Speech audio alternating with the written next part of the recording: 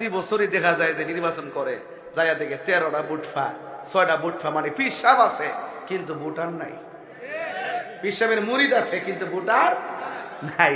এটা আমরা জানি।